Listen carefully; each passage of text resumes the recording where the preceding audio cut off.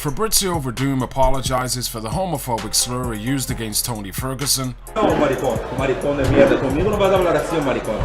Werdum posted a tweet saying maricón is a common word in the Spanish culture and I do not mean to offend anyone in the LBG community, and if I did, I'm apologetic, #hey. Tony Ferguson also used the same word against Werdum during their altercation. And I said it.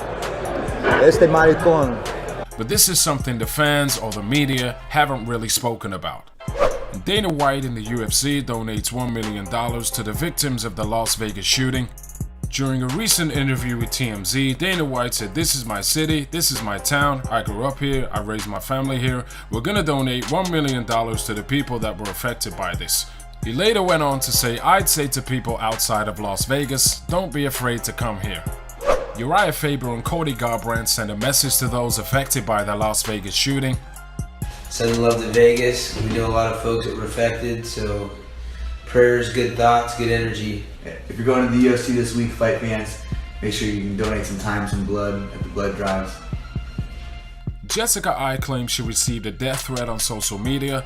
After making this post for the victims of the Las Vegas shooting, Jessica I says somebody commented below saying you're next. So I literally just posted something on my IG just about, Las Vegas and stuff. And somebody says I'm next. What the fuck is wrong with people?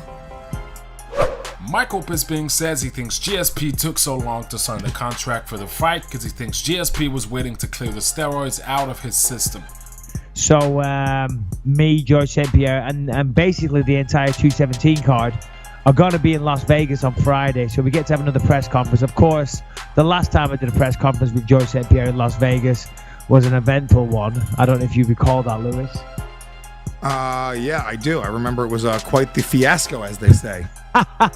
Yeah, but I showed up late. Listen, I'd had a heavy night before. We all know about that. And George was, he was taking pleasure in saying, "Oh my God, you have been drinking.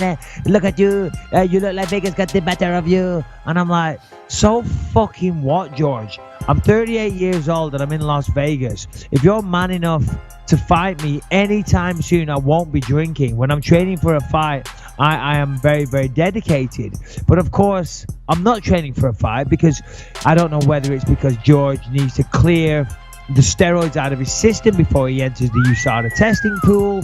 I don't know what the reason is, but that is definitely a potentially valid reason because you got to get tested for 6 months before you come back. And he did his best to delay it. So, maybe that was why. But anyway, we weren't training. We went to an award show and, one drink led to another. But this time I am in training camp. I'll be flying in with Jason Perillo and getting a little training session in the morning.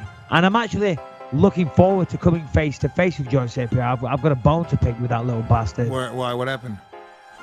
Tony Ferguson in Las Vegas cutting weight for UFC 216.